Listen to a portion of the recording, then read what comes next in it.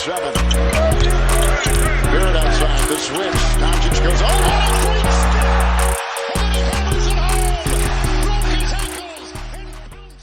Yo, what's going on, guys? Welcome back to a brand new video. I hope you guys are doing well, and today I'm going to be breaking down the New York Knicks schedule, the beginning of the season or the beginning of the schedule. Like, how are we going to start off the season? Are we going to really carry in some great momentum? Are we going to be hungry, or are we just going to start off with some easy games and we're just going to be rolling? We're going to be getting off to a great start. The games before All-Star break, because I think those games are extremely important. Are we going to face some adversity? Are we going to be going into All-Star break with like confidence? Are we going to go on to have an easy schedule? I'll definitely be breaking those games down. And also a big part is like, how do we close out the season if we go on to go to the playoffs? We really do want that momentum, even if we go on to win a series or not. But I'm going to try to be as unbiased as possible. Yes, we added a Kemba Walker. We added an Evan Fournier. Those are upgrades, but there was other upgrades around the league as well, or there's other teams no one really looks at, like with a closer perspective, or they really look closely at that team. For example, the Atlanta Hawks, you could say they didn't really get better on paper, but what's something like this team is different? Like, this team's different compared to the past season, or the past season at the beginning, because they had Lloyd Pierce at the beginning. They haven't even had a full season under Nate McMillan. I know Nate McMillan was like an assistant coach, but there was still a different like level of discipline and what he really told these players to really buy into. So having a full year under Nate McMillan or a full season, I think is really gonna improve the Atlanta Hawks, because he took over a mess, and like, in my opinion, he should have won Coach of the Year, like, if I'm being like unbiased. But you could also say Tom Thibodeau didn't have a lot to work with, and it was very impressive that he led that team to a 4th seed. And some people were saying Trae Young's not going to be good with the new rules and all that. I don't care. Trae Young's a master in the pick and roll. Yes, he does draw a lot of fouls jumping into the defensive player's body. He's the one drawing the contact, but he's a beast in the pick and roll. He can shoot the basketball. That floater's deadly. We know how great of a passer he is. He's just an elite passer for sure, and they have nice pieces over there. And I think a team people are really sleeping on is the Charlotte Hornets. LaMelo Ball entering a 2nd season after a really impressive rookie campaign. Obviously, his 1st year in the league. You still have a Terry Rozier over there. You ended up giving a bag to. You added a Kelly Oubre Jr. I really like his presence on the defense side of the basketball. His athleticism, his ability to cut back door. You have a Miles Bridges. You have a PJ Washington. You have a Gordon Hayward. Like, they still have pieces over there. They were on pace to go to the playoffs, but then they went on to get hurt. Then you have teams like the Philadelphia 76ers. You're interested to see how that chemistry is going to be if a Ben Simmons comes back. And then you look at the Chicago Bulls. A lot of people are questioning, like, how's that chemistry going to be? But they have talent. I really do think they're going to find a way to get to the playoffs. So it's going to be extremely interesting. Yes, the Knicks did improve adding shot creators, but the East improved as well. But you never know with injuries, with team chemistry. So I'm going to be breaking down, or I'm going to be talking about the schedule at the beginning. How are we going to start off the season? Let's get right into it, yo. Starting off with the first 10 games of the schedule. The first game, we're going to be taking on the Boston Celtics. And I think this is an extremely like hard decision to make here, if we're going to come out with the victory or we're going to lose. Yes, you could say they have a downgrade at the point guard position, even though I do think Marcus Smart is a scrappy player. He gets after it defensively. He'll have some games that he can't miss from the outside. There's going to be games that he just can't score at all. Like, I've always liked to describe him as a football player. He's a point guard that could just kill you in the post. But then they picked up a Dennis Schroeder that can come off the bench. They didn't really make any big-time pop moves, but they lost to Kemba Walker. They lost an Evan Fournier as well, of course. So they're extremely interesting, because they got Al Horford now. Like, he's back in a Celtics uniform, but they still have two very promising, or 2 great young players of a Jaylen Brown and a Jason Tatum. And if they get hot, I don't see the New York Knicks beating this team, because I trust Tatum to really close it out down the stretch, in my opinion. And Jaylen Brown's also a handful. They have a brand new head coach. We don't know what his philosophy is going to be. So I feel like the New York Knicks are going to find a way to figure it out. Brand new coach. They're still going to be adjusting over there. First game. It's going to take them some time, but I still think they're going to be competitive. Now, moving on, we have a good couple games here. I think the New York Knicks are capable of going 2-0 here. The Orlando Magic, I'm not saying they're trash. They're just a young team. They're figuring it out. They drafted Jalen Suggs, who I really like. They have Chuma Okeke over there. They have Jonathan Isaac. They have some promising young talent. They really do, but they lost to Vucevic. They lost Aaron Gordon. They have Fultz, but they're a rebuild mode team at the end of the day. They have Cole Anthony. But the New York Knicks, I expect them to really sweep the Orlando Magic here. They have to. This is a rebuilding basketball team. They're going to figure out how to win towards the end of the season, but they have to win this game. Now moving on, we have the Philadelphia 76ers, and they're at home if you are wondering. The Celtics game was at home as well, if you're wondering. But taking on the Philadelphia 76ers here at home, we haven't beaten the Philadelphia 76ers in forever. Literally, the last time we beat them, I believe they had Jallo Okafor, or it's been a very long time. We probably had Kyle O'Quinn on that roster. We had Porzingis at the time.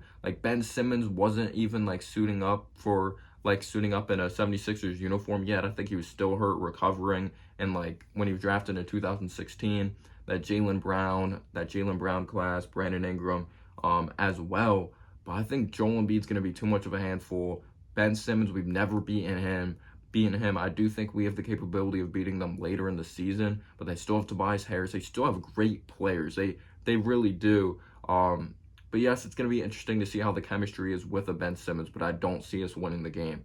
Now, moving on, the Chicago Bulls. The Bulls, they made some huge upgrades, especially at the point guard position. You got Alonzo Ball, one of the best distributors of the basketball. You added a DeMar DeRozan as well. You have a Vucevic coming back, in a Chicago Bulls uniform. You have a Zach LaVine. They definitely do have talent. Patrick Williams is going to continue to get better, and this is a very, very tough game to predict. So this is kind of a 50-50 game. We are on the road here. Are we going to come out with the victory? I say no. I feel like the Bulls have so much talent. It's not even me necessarily saying the Bulls are a much better team, but I just feel like it's going to be one of those games they come out, they find a way to win, and they're just a step faster than us. Now moving on, we got the New Orleans Pelicans. The Pelicans, in my opinion, they had a downgraded offseason, at least to fit Zion Williamson's skill set. Zion Williamson's still going to get his, but due to the fit, I don't like that fit with Devontae Graham. I wouldn't like to call him a chucker, but he shoots extremely early in the shot clock. He's an inefficient player. He doesn't really dribble penetrate, and when he does, he doesn't really have an idea of what he's doing. He doesn't really have a plan. If he either turns the ball over or doesn't finish well, yes, they still have a Brandon Ingram, but I feel like the Pelicans downgraded and they're still figuring out their team. I don't think that team's going to the playoffs, but I feel like we're going to beat the New Orleans Pelicans. Now moving on, you got the Toronto Raptors. They're an intriguing team because we don't know what they're going to be. They're not rebuilding, but they're also not trying to compete for a championship. Of course, that's every team's mindset, but no one's expecting them to go out there and win a championship. They drafted a Scotty Barnes. They lost Kyle Lowry in free agency, obviously, so there's going to be less experience on that roster, but they still have Siakam. They have a Chris Boucher. They have OG Anunoby. They have Malachi Flynn. They still have talent over there. They really do. So I do think the Knicks are going to find a way to come out with the victory at home versus the Toronto Raptors, though. Moving on, the Indiana Pacers. Oh, gosh. This is the Indiana Pacers. They obviously got a brand new head coach of Rick Carlisle. Whatever reason, we just do good against Rick Carlisle. But they still have Domantas Sabonis, Miles Turner. That's an interesting fit. We'll see if Miles Turner goes on to get moved anytime soon, which I doubt, but we'll see. They still have Malcolm Brogdon. It's their team. They have to show up on the right night. Some games, they look like the best team in the league. Some games, they just don't look good at all. They just don't. But obviously, there was problems in the locker room with the brand new coach they had last year. But it's so hard to predict these games because you could be much better than a team and lose. The Milwaukee Bucks, they were much better than us. Not even this past season. They went on to beat us, or we beat them in a game this past season, early in the season. But I remember when we won 17 games, we beat the Milwaukee Bucks when they were a top 5 seed. So you never know what's going to go on to happen. But we are on the road. I think the Pacers have enough talent to beat us, and I think they're going to come out with the victory. So now we have the Milwaukee Bucks. I'm not really going to talk about this game that much. I don't expect us to beat the Milwaukee Bucks. I don't. Now the Cleveland Cavaliers, they added in Evan Mobley, but it's going to take him some time. He has a very high upside, though. You have Darius Garland. You still have Colin Sexton over there. You still haven't bought out like Kevin Love's contract. I expect us to win this game.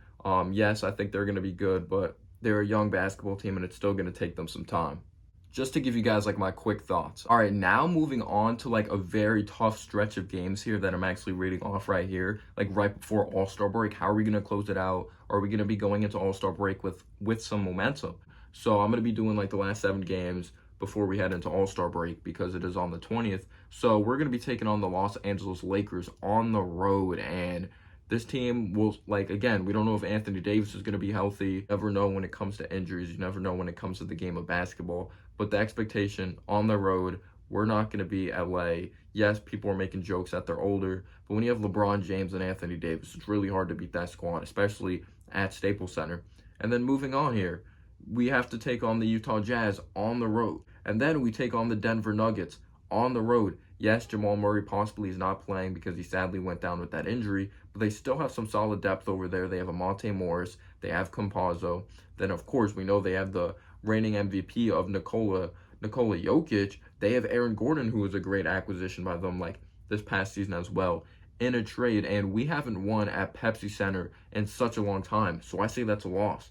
And then on the road, once again, we take on the Golden State Warriors. They're going to have Klay Thompson back. They have Curry. They have that glue guy of Draymond Green. They're still a good team. I don't think Wiseman's going to be starting. I think Kevin Looney's going to be starting because Wiseman still has ways to go when it comes to his feel for the game. And you just can't really start a guy like Wiseman. He's really talented. It's not the Warriors' fault or his fault, but you can't be like putting him in the lineup, taking him out because he still has ways to go when it comes to learning the NBA game. But you can't mess with the chemistry of the team like that. But I would start Kevin Looney, but Klay Thompson, Curry, so much movement coming off those screens, that floor spacing. We know how crazy it gets there. At least, this is the brand new Warriors arena. This isn't the Oracle arena, but this is the Chase Center, I believe. So I think the Warriors still are an extremely deadly basketball team, and I don't see us winning. But I do think the Knicks are going to get a win here versus the Portland Trailblazers. Yes, they still have McCollum. Yes, they do have Lillard. But I feel like the Knicks are a more balanced team on both ends of the floor, and we're going to find a way to come out with a victory. Not saying Lillard's going to be bad, but I feel like the Knicks are going to be too much, and we're going to get a great amount of contribution from older guys, and it's going to be good team basketball, even though you never know what Damian Lillard is capable of. Now moving on, we have a couple more games here before we head into All-Star weekend. With the All-Star break, we take on the Oklahoma City Thunder. I like Shea. We'll see what happens with Josh Giddey. You have Darius Baisley. You have Dort. You have Alexius Pokusevski. But they're a young team that's going to try to figure out how to win. They're rebuilding. Like, if we don't win this game, that would be absolutely disappointing, and we are at home. So now the last game before we head into All-Star weekend, we're going to be taking on the Brooklyn Nets. If they're healthy, I'm sorry, we're not beating this team. We're not stopping a Kevin Durant. We're not stopping a Kyrie Irving, James Harden. Even if we keep one of them in check, they have other guys they can really go to. I think we're going to be competitive, but they're going to be too much for us. But again, you never know in the NBA. You might find a way to somehow beat a team, at least in the regular season. You never know what's going to go on to happen. And also to take a look at some games like after All-Star weekend, like these are some tough games. Like you have the Miami Heat, you have the Philadelphia 76ers, you have the 76ers again, you have the Phoenix Suns, you have the Kings after that, but you have the Dallas Mavericks. They're still going to be competitive with Luka. You have the Grizzlies, you have the Brooklyn Nets. You kind of do have a tough stretch of games there after All-Star weekend. So how are the Knicks really going to respond? I think that's a big-time question mark, but we'll see what goes on to happen because last year we didn't expect the Knicks to go to the playoffs, or at least a realistic New York Knicks fan. I thought we were going to improve under Tom Thibodeau, but again, we don't know what's going to happen with the chemistry. This team may be even better than like the talent we actually have. You never know with Coach Tibbs. You never know with injuries. You never know with like the overall league. Like, are certain players going to go down, which I hope not, but it always happens like that a player goes down with a big-time injury or some adversity comes through a team's way. But let me know down below, like, do you think we're going to be like red hot even right out of like All-Star weekend as well? And I wanted to touch base on like the last 5 games, like really closing out the season, because I wasn't going to break down every single game because that would just take such a long time. This would literally be an hour-long video, and you guys could literally do that on your own. Let me know down below, how many games do you think the New York Knicks are going to go on to win? When I was like skimming through doing the predictions in my head, I do think the Knicks might win between like 46 or 47 games and we're going to end up with that 6th or 7th seed. This is an 82-game season this time. We'll see what goes on to happen. But to close out the season, entering the playoffs or the play-in, we're going to be taking on the Cleveland Cavaliers on my birthday. Hopefully we come out with that victory there. We are going to be at home. Then we take on the Magic. That should be a victory as well. I don't even care that it's on the road. Then at home versus the Brooklyn Nets. That would be awesome if, like, the third to last game of the season, we somehow come out with the victory versus the Brooklyn Nets. But Randall would have to have a great game. RJ, Fournier, literally everyone would have to be on their A game and really be locked in. I'm not saying this roster isn't locked in, but, like, we would have to be, like, nearly perfect to beat that Brooklyn Nets squad. So I see us taking a loss there. Washington Wizards, their team is just, I don't even know what's going on right now because they're not even, like, in rebuild mode. They have Bradley Beal, but then they gave that money to Spencer Dinwiddie, so they're kind of stuck in the middle of nowhere. They're stuck in mediocrity. They're kind of like the new Orlando Magic, in my opinion. I see us going on to beat the Washington Wizards and then closing it out versus the Toronto Raptors at home, the last game of the season. I think the Raptors, again, they have talent, and I think they're going to figure out how to win when the season goes on because they still have young talent, and we're going to go on to lose to the Toronto Raptors. I'm not saying we're worse. I'm not saying we're worse than the Toronto Raptors. They just might catch us on a bad night. Like, those games happen, like, even with Tom Thibodeau, who's great at preparing and all that. But yes, I have the New York Knicks winning around 46 to 47 games. Let me know down below your thoughts and analysis. I really do appreciate the great amount of support. I might do a live stream that I do skim through all the games with you guys and break them down with you guys. But let me know down. Yes, the camera cut out, but thank you guys so much for watching. And as always, guys, have a humble day or night. Peace out, y'all.